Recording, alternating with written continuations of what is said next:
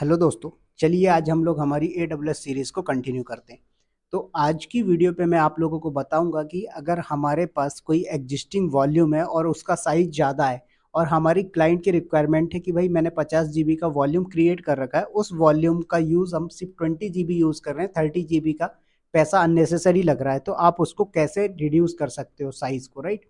और कॉस्ट भी आपका रिड्यूस हो जाएगा। तो ये चीज़ अपन समझेंगे। तो मान लीजिए कि आपका क्लाइंट है, उस क्लाइंट ने बोला आपको T3 डॉट मीडियम का एक इंस्टांस क्रिएट करना है जो कि एक बेटर परफॉर्मेंस प्रोवाइड करवाता है आपका T3 डॉट मीडियम। ओके, तो यहाँ पर हमने बोला कि सर हमने T3 डॉट मीडियम साइज का एक इंस्टांस ले लिया है। इस इंस्टांस पे हमारा एक रूट वॉल्यूम होता है। क्या होता है सर? एक रूट वॉल्यूम होता है।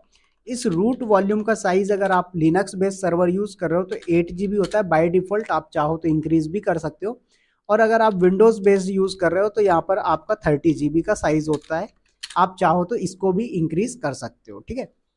तो हमने बोला कि यहाँ पर हमारी रिक्वायरमेंट क्या है कि हमारा जो सर्वर है वो लिनक्स का है, क्योंकि हम विंडोज पे बात नहीं कर रहे हैं।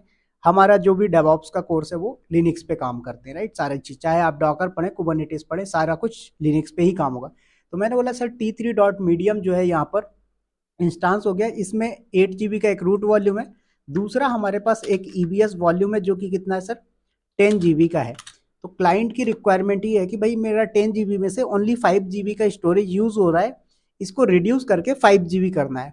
तो कैसे करोगे? तो सबसे पहला क्वेश्चन ये आता है कि क्या हम एग्जिस्टिंग EBS वॉल्यूम के साइज को इंक्रीज कर सकते हैं? नो।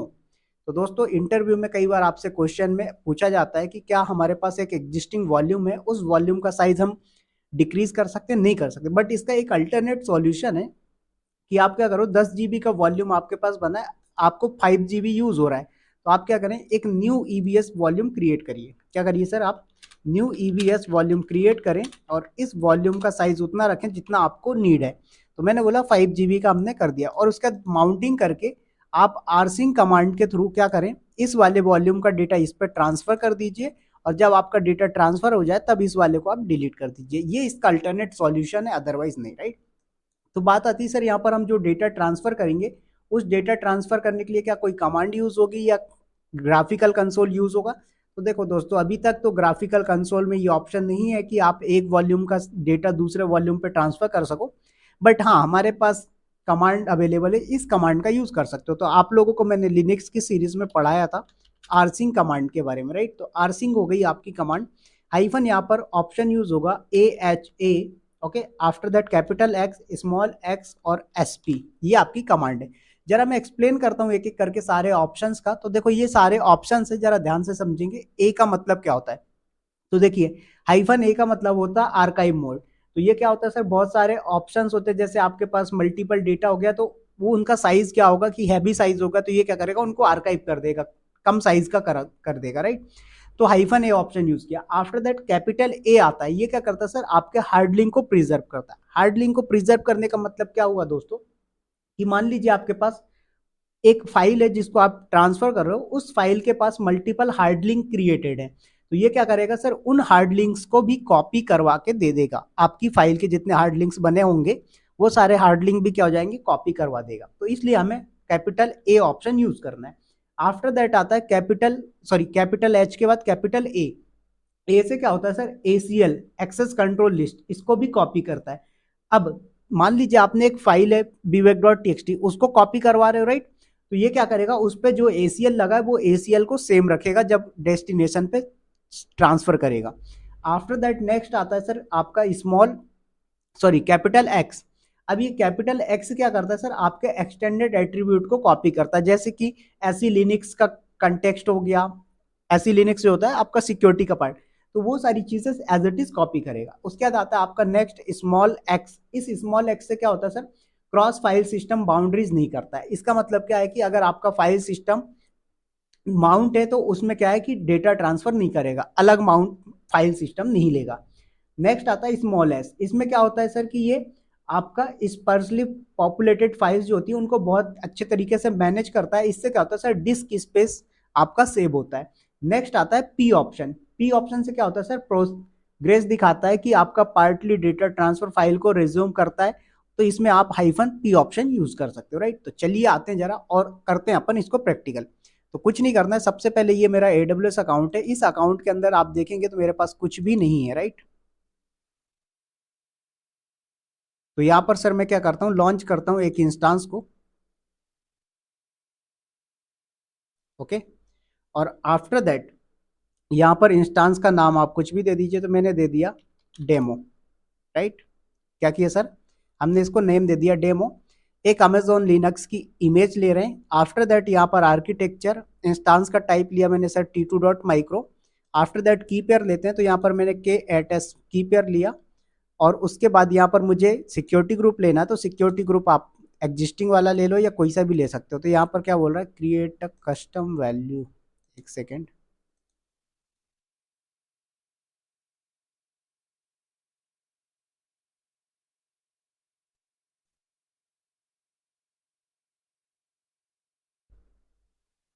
तो ये बोल रहा है सर कि आपके पास कोई भी बीपीसी नहीं है इस रीजन में, ओके। तो मैं एक काम करता हूँ, दूसरा रीजन ले लेता हूँ सिंगापुर के बदले। यहाँ पर आ जाते हैं और अपन जरा ले लेते हैं कौन सा, मैं नॉर्दर्न वर्जीनिया ले लेता हूँ, ठीक है, चलिए।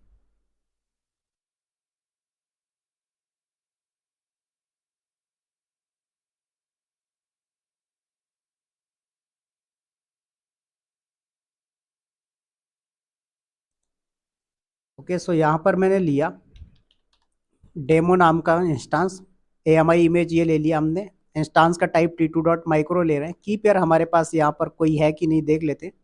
तो मैंने बोला की पेयर देखो आपके पास AWS नाम से, तो दूसरी मैं क्रिएट कर लेता हूँ। और मैंने ले लिया EBS न्यू, ओके। ये मैंने की पेयर का नेम लिया और क्रिएट कर दिया की पेयर। आफ्टर दैट यहाँ पर आपको सिक्योरिटी ग्रुप, ये क्या बोल रहा है सर, यहाँ पर भी आपके पास कोई बीपीसी नहीं है। एक सेकेंड रुकिएगा आप लोग थोड़ा। चलिए, तो मैंने मुंबई रीजन में लिया दोस्तों। मुंबई रीजन में हमारे पास अवेलेबल है बीपीसी, तो मैं मुंबई रीजन में ले लेता हूँ। डिलीट हो गया होगा बाय डिफॉल्ट, सारे रीजन में एक बीपीसी मिनिमम होता ही है, ठीक है, तो आपको टेंशन नहीं लेना है। तो यहाँ पर आते हैं और हम करते हैं लॉन्च इंस्टांस पे क्लिक। उसके बाद यहाँ पर आप इंस्टांस का टैग नेम दे दो, तो मैंने दे दिया डेमो। आफ्टर दैट सर यहाँ पर AMI इमेज कौन सी लेना चाहते हो, तो मैंने अमेजोन लिनक्स की ले लिया। इंस्टांस का टाइप T2.micro रखते हैं। उसके बाद की पेयर यहाँ पर, तो अगर की पेयर है आपके पास तो ले लीजिए, नहीं है तो वेल एंड गुड, आप अपना खुद का क्रिएट करें, ठीक है। तो मैं क्रिएट कर लेता हूँ। तो मैंने बोला टाटा की, ओके, ये मैंने की का नेम दे दिया टाटा की, और क्रिएट कर दिया सर हमने की पेयर। तो हमारे पास की पेयर आ गया। सिक्योरिटी ग्रुप देखते हैं, अगर एग्जिस्टिंग करता है तो वेल एंड गुड, नहीं है तो ले लो। तो मेरे पास है my-sg, तो मैंने कर दिया क्रिएट। तो आप लोग देखोगे कि मेरे पास एक नया क्रिएट होके आ गया, राइट, इंस्टांस। अब इस इंस्टांस को मैं क्रिएट करूंगा और इस पे एक वॉल्यूम लूंगा, ठीक है।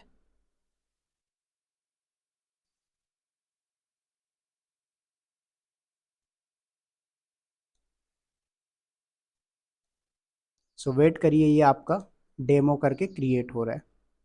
इसका पब्लिक की मैंने कॉपी किया। CMD में आते हैं, CD करके डाउनलोड्स पे आएंगे आप। SSH EC2-user@public IP-i, की का नेम क्या रखा है हमने सर, टाटा की, राइट। और हम कर जाते हैं लॉगिन।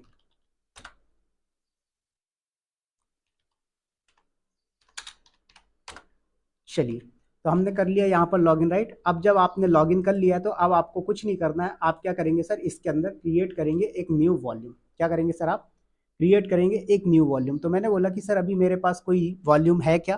पहले आप यहाँ पर देखो df-h करके, तो आपके पास सिर्फ और सिर्फ, या फिर LSBL के कमांड चला के देख लो आप, तो आपके पास एक ही वॉल्यूम अवेलेबल है सर, किस नाम से, XVDA नाम से, जिसका साइज है 8 GB, जो कि आपका रूट वॉल्यूम है, राइट। मैंने बोला कि सर दूसरा भी ले लेते हैं एक। तो एक वॉल्यूम आप क्रिएट करिएगा यहाँ पर आके, तो वॉल्यूम वाले सेक्शन पे आना है आपको और क्रिएट करना है वॉल्यूम। तो मैंने बोला 10 GB का क्रिएट करता हूँ, फिर उसको अपन रिड्यूस करेंगे 5 GB का करेंगे, राइट। तो यहाँ पर आपको पहले ये चेक कर लेना है कि आपका जो इंस्टांस है वो कौन से अवेलेबिलिटी जोन में, क्योंकि अलग अलग अवेलेबिलिटी जोन में आप इंस्टांस को अटैच नहीं कर सकते। AP साउथ 1B में है, राइट। तो हमारा जो वॉल्यूम क्रिएट होगा सर वो भी AP साउथ 1B में ही होना चाहिए। तो यहाँ पर हम क्रिएट वॉल्यूम करते हैं। तो देखो वॉल्यूम का टाइप कोई भी ले लो, ये सारी चीज़ें मैं आपको EBS के पार्ट में कवर कर चुका हूँ। उसके बाद यहाँ पर IOPS वगैरह, तो यहाँ पर GB जो है मैं ले लेता हूँ 10 GB, ओके। आफ्टर दैट यहाँ पर अवेलेबिलिटी जोन AP साउथ 1 भी लेंगे और कर दीजिएगा आप क्रिएट, तो आपका वॉल्यूम हो जाएगा सर क्रिएट। ओके, सो वेट करेंगे आप थोड़ा सा। देखो तो अवेलेबल दिखा रहा है, सिलेक्ट करें आप ये 10 GB वाला और एक्शन पे आके अटैच कर दीजिए। तो यहाँ पर वो इंस्टांस को सिलेक्ट करना है जिस पे चल रहा है, तो देखो मैं डेमो वाले पे करना है ना कि डॉकर होस्ट पे। और ये आप वॉल्यूम का नेम ले लीजिए और हमने कर दिया अटैच, परफेक्ट। अब यहाँ पर कमांड चलाता हूँ मैं LSBL के, तो आप लोग देख पाओगे कि मेरे पास एक 10 GB का वॉल्यूम आ चुका है, राइट। मैंने क्या बोला सर कि मेरे पास जो वॉल्यूम 10 GB का आ चुका है, अब मुझे क्या करना है, इसको फॉर्मेट वगैरह करना है। क्या करेंगे सर, इसको फॉर्मेट वगैरह करेंगे। तो चलिए आते हैं जरा और कैसे करेंगे फॉर्मेट वो देखते हैं। तो यहाँ पर कमांड होती है MKFS-T, तो मैं एक बार लिख देता हूँ MKFS-T। कौन से फॉर्मेट एक्सटेंशन में फॉर्मेट करना है, EXT2 3 4, तो मैंने ले लिया EXT3 में। ओके, आफ्टर दैट /dab/xvdv, ये आपके वॉल्यूम का नेम हो गया। तो हमने डिफाइन कर दिया कि सर हमारे वॉल्यूम का नेम क्या है, ये। आफ्टर दैट अब आप इसको पार्टीशन बनाना है, पार्टीशन बना लो। फॉर्मेट करना है डायरेक्ट, तो डायरेक्ट फॉर्मेट कर सकते हो, कोई दिक्कत की बात नहीं है। तो मैं क्या बोला सर, मैं डायरेक्ट फॉर्मेट कर देता हूँ, राइट। तो यहाँ पर आएंगे आप, तो MKFS-T फॉर टाइप, EXT3 में मैं फॉर्मेट कर रहा हूँ। आफ्टर दैट यहाँ पर वॉल्यूम का नेम, तो डैब के अंदर XVDV, राइट। तो मैंने इसको फॉर्मेट कर दिया। तो चलिए आते हैं और कर दिया इंटर। तो देखो इसने क्या कर दिया सर, पूरा तरीके से फॉर्मेट करके दे दिया। अब जब आपका ये फॉर्मेट हो जाता है सर, तो हमें क्या करना है, इसको माउंटिंग करनी होगी। तो MKDIR करके मैंने एक डायरेक्टरी क्रिएट कर ली और डायरेक्टरी स्लैश के अंदर मैंने क्रिएट किया किस नाम से, विवेक नाम से, और मैंने कर दिया डन। तो हमारा डायरेक्टरी हो गया क्रिएट। अब उसके बाद मैं दूसरा क्या करूंगा, इसको माउंट करूंगा। तो माउंट करने के लिए पहले मुझे ये देखना है कि ये माउंटेड है या नहीं। कैसे पता लगेगा, DF-S से देखोगे तो आपको यहाँ पर दिखेगा। तो देखो आपको कहीं पर दिख रहा है, जैसे ये डैब XVDA1 दिख रहा है, ऐसे आपका क्या XVDV वाला दिख रहा है, नहीं दिख रहा है। दैट मीन्स आपका ये कहीं पर माउंटेड नहीं है। तो माउंट करने के दो तरीके होते हैं, एक टेम्परेरी एक परमानेंट। तो जो चीज़ मैंने आप लोगों को लिनक्स के अंदर बहुत अच्छे से बताया था कि टेम्परेरी और परमानेंट माउंट कैसे करते हैं। तो मुझे सबसे पहले इसका क्या करना है सर, फॉर्मेट करने का BL ID उठानी है। तो UUID मिल जाती है आपको, राइट। तो BL ID से कमांड चलाएं और उसके बाद यहाँ पर आप उठा लीजिए। तो देखेंगे आपका XVDA फॉर्मेट नहीं हुआ क्या, जस्ट 1 सेकेंड। XVDA 127 XVDA1, ये इसका UUID आ गया, ये है X। देखो तो XVDV, तो इसका UUID उठा लीजिएगा आप, चुपचाप से, कुछ नहीं करना, एज इट इज यहाँ से यहाँ तक को आपको कॉपी किया, VIM करके FS टैब की फाइल में एंट्री कर देंगे। ETC के अंदर FS टैब फाइल होती है, तो इस फाइल के अंदर आते हैं अपन और एंट्री कर देंगे, राइट। तो यहाँ पर आ जाएंगे। ओके, सो वेट करिए।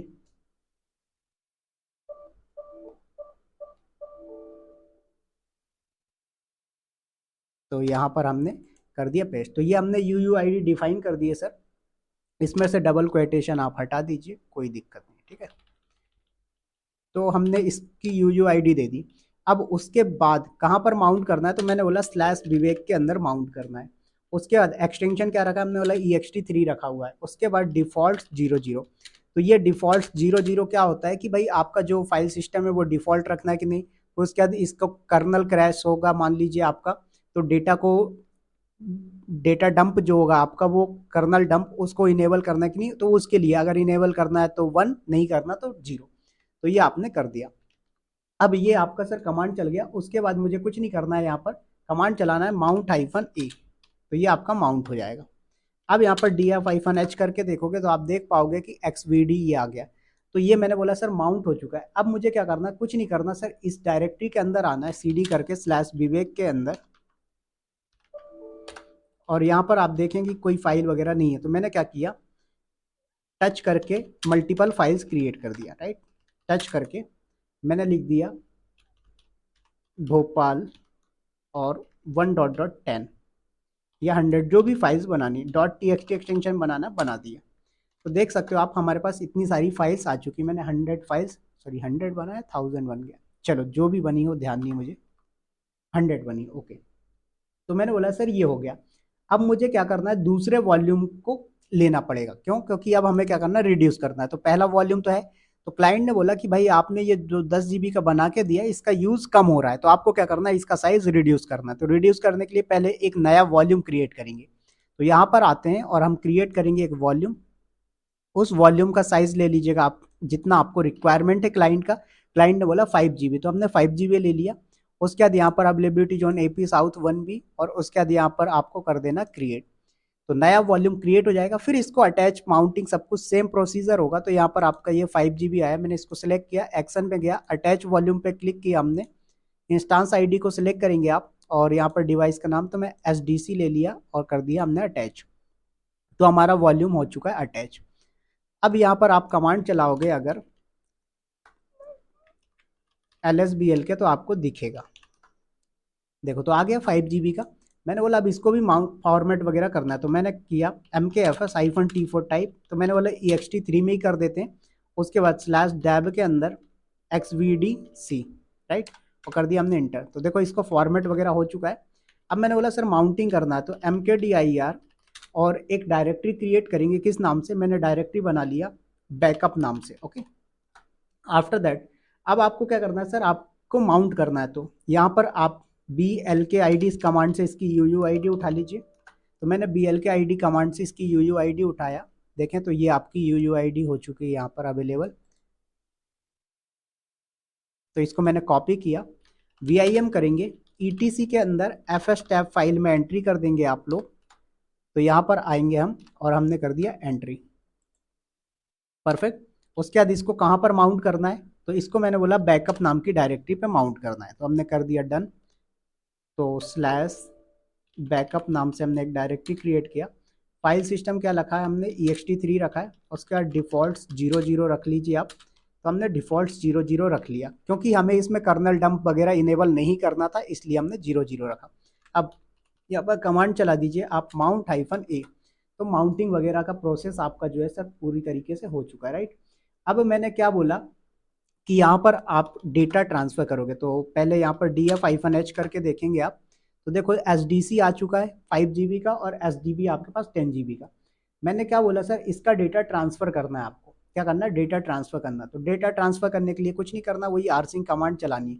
तो ध्यान से देखेंगे कि हम सर rsync कमांड का डेटा कैसे ट्रांसफर करते हैं। तो देखो सबसे पहले आती है आपकी कमांड rsync, उसके बाद ऑप्शन लगा दो। तो मैंने बताया था आपको -A, कैपिटल HAX, उसके बाद स्मॉल x, और उसके बाद SP कैपिटल। तो ये मैंने डिफाइन कर दिया। आफ्टर दैट यहाँ पर किस डायरेक्टरी का डेटा कहाँ ट्रांसफर करना, मैंने बोला विवेक नाम की डायरेक्टरी का डेटा ट्रांसफर करना मुझे बैकअप नाम की डायरेक्टरी पे। एंटर। देखिए सर इसने पूरा डेटा ट्रांसफर कर दिया। अब जरा मैं LCD करके जाता हूँ कहाँ पर, बैकअप के अंदर। तो आप लोग देख पाओगे कि मेरी बैकअप नाम की जो डायरेक्टरी है, यहाँ पर पूरा डेटा आ चुका है सर, एकदम प्रॉपरली इसने वैसे ही किया है जैसे होना चाहिए, राइट। तो यहाँ पर इसने क्या कर दिया, आपका डेटा ट्रांसफर करके प्रोवाइड करवा दिया। अब मैंने बोला सर इसकी ज़रूरत हो चुकी कम ख़त्म। किसकी? मैंने बोला सर 10 जीबी वाला जो डेटा इसकी नीड हो गई ख़त्म। तो वापस आते हैं, यहाँ पर यू माउंट कमांड होती है, और किसको अनमाउंट करना, मैंने बोला /विवेक को। तो ये अनमाउंट हो। अब DF-H करके देखोगे तो आपके सामने से गायब हो चुका है XVDV वाला। क्यों? क्योंकि उसकी रिक्वायरमेंट खत्म, आपने अनमाउंट कर दिया। अब अनमाउंट करने के बाद आप उसको क्या करेंगे, कुछ नहीं, आप डिलीट कर दीजिएगा। तो डिलीट करने से पहले ध्यान रखें, आपने परमानेंट माउंट किया था, तो उसको FS टैब की फाइल से एंट्री हटा दें। अगर आप FS टैब की फाइल से एंट्री नहीं हटाएंगे तो क्या होगा, आपको Ctrl-D का एरर आएगा। अब जिन लोगों ने Ctrl-D का एरर फेस किया होगा वेल एंड गुड, नहीं किया होगा तो कभी इन फ्यूचर में फेस कर सकते हो, अगर आपने मेरे बताए हुए स्टेप को यूज नहीं किया। तो यहाँ पर आपने कमांड चला दिया। उसके बाद यहाँ पर वंस अगेन एक बार कमांड चला दीजिए mount-a। तो आपका सब कुछ अपडेट हो गया। अब यहाँ पर कुछ नहीं है, आके आपको क्या करना है सर, इसको डीअटैच पे क्लिक कर देना है। क्या करेंगे, डीअटैच कर देंगे आप अपने वॉल्यूम को। तो मैंने बोला चलिए सर आते हैं यहाँ पर, और आप अपने वॉल्यूम कर दो। तो वॉल्यूम का साइज क्या था, ये 10 जीबी। सिलेक्ट करें, एक्शन पे आइए यहाँ पर, और डीअटैच कर दीजिए आप, राइट। तो आपका डीअटैच हो चुका है, परफेक्ट। चलिए देखें, तो अभी भी आपके पास डेटा अवेलेबल रहेगा। LS करोगे बैकअप को, तो बैकअप की डायरेक्टरी जो है उसके अंदर आपका डेटा अवेलेबल है, परफेक्ट।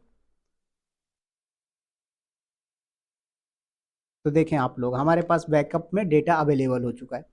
अब मैंने बोला कि भाई इसका मैंने डी अटैच कर दिया सक्सेसफुली, अब इसको मुझे डिलीट भी करना है। तो मैंने सिलेक्ट किया, एक्शन में गया और यहाँ से डिलीट वॉल्यूम पे क्लिक किया हमने और डिलीट कर दिया हमारे वॉल्यूम को। तो देखो 10 जीबी का वॉल्यूम हमने डिलीट कर दिया है। अब क्या हुआ, अब क्लाइंट की रिक्वायरमेंट थी 5 जीबी, तो उसको 5 जीबी हमने दे दिया। 5 जीबी पे वो यूज करता रहेगा अपना, देखो LSBL की कमांड है ये 5 जीबी, इस पे वो अपना काम करता रहेगा।